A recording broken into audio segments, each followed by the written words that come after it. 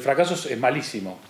Lo que de verdad enseña acá es el error o la equivocación, porque te permite darte cuenta de que hay una forma mejor de hacer las cosas o una forma diferente de hacer las cosas. El fracaso es mucho más lapidario. El fracaso prácticamente es el fin de un proceso que deriva en un fracaso, con lo cual es mucho más difícil levantarse y reinventarse a partir de ahí. Y hoy promover a que la gente, a que las empresas fracasen, es una promoción de doble filo. Yo creo que sí hay que incentivar el error, porque tiene que ver con la exploración, con el descubrimiento, con el intentarlo, con probar algo diferente, pero entre error y fracaso hay un gran gap. Las compañías, todas las que están hoy en el mercado, tienen la posibilidad de reinventarse y de reorientarse y sobre todo de volver a poner en valor aquello que ha hecho que su existencia tenga sentido, las personas. Las empresas son personas y los clientes son personas. Quien no entienda de personas no entiende del negocio, no entiende del futuro.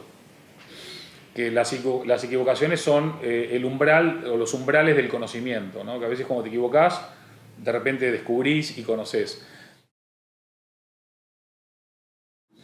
Lo cierto es que en las compañías no se fomenta la creatividad. Hoy por hoy las empresas no están abiertas a la creatividad, a la curiosidad, a la innovación, no están abiertas a la disrupción. Hablo de la mayoría, sí hay algunas que sí, pero la mayoría no. Y es curioso porque hoy por hoy la única forma de descubrir nuevos territorios es a partir de la creatividad, de la curiosidad, de la innovación.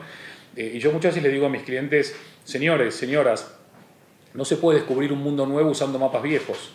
Hay que quitarse de encima los mapas viejos y empezar a trabajar con mapas nuevos, y para eso hay que incentivar la creatividad en el seno de las organizaciones. Pero no es la creatividad por la creatividad en sí, la creatividad tiene que ver con ver lo que todo el mundo está viendo y mirar lo que nadie miró, y ver lo que todo el mundo está viendo y hacer lo que nadie hizo, o preguntarse lo que nadie se está preguntando, y luego hacerlo. Hoy por hoy la distancia entre lo que eres y lo que quieres ser es lo que haces. No hay nada más poderoso y transformador que la acción, con lo cual es creatividad o curiosidad o innovación aterrizada a la acción que de verdad transforma, ¿no? Yo creo que todos tienen un poco de responsabilidad, o sea, el consejero delegado o el CEO tiene su grado de responsabilidad si no sabe contagiar e inspirar los valores que representa su organización y la importancia que tiene su equipo. Los responsables de los departamentos, como apuntabas, son igualmente responsables si no son capaces de manejar ese mensaje a nivel de cascada, de inspirar y de hacer sentir a la gente que son parte de algo mucho más importante que ellos mismos. Y en definitiva también la telefonista o la recepcionista o el chico de los mandados o el becario tienen que quitarse los miedos de encima, tienen que, si ven algo que no funciona, tienen que decirlo. Es decir, ¿cuántas compañías buscan su gran momento estrella en las redes sociales y no saben atender el teléfono?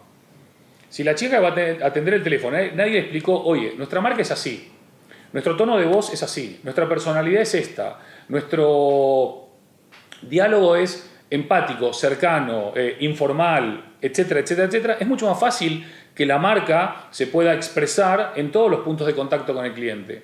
Pero si llega la chica de la centralita y le dicen, coge el teléfono y ya está, ¿cómo construís marca? Entonces, yo creo que el gran cambio es que toda la organización sea consciente de la importancia de cuidar, proteger y construir marca. Y para ello todos tienen que estar alineados detrás de una visión común y compartida. Pero bueno, cuando vos ves un equipo apasionado, cohesionado, talentoso, que vibra, vos ya entras a un lugar y ya te das cuenta del tipo de cultura organizacional que hay. Es increíble. No es ni por la pintura de las paredes, ni por el diseño del mobiliario. Hay una energía en el aire que vos ya decís, uff, esta empresa, o esta empresa, qué bien. Y aunque te la quieran disfrazar, no se puede disfrazar eso. Ya te das cuenta. Las grandes ideas se generan en el 75% del tiempo que no pasas en tu despacho. O sea, en el baño, en el restaurante, en la calle, en el autobús, en el coche, ahí es cuando hay grandes ideas. Por eso siempre hay que tener un teléfono o una libretita a mano para hacerlo. Hoy por hoy se habla mucho de innovación y creatividad precisamente porque es algo que escasea, nadie habla de lo que abunda. Entonces yo creo que ahí hay una oportunidad de repensar la forma en que las organizaciones también incentivan estos ámbitos de creatividad, de equivocación, de aprendizaje.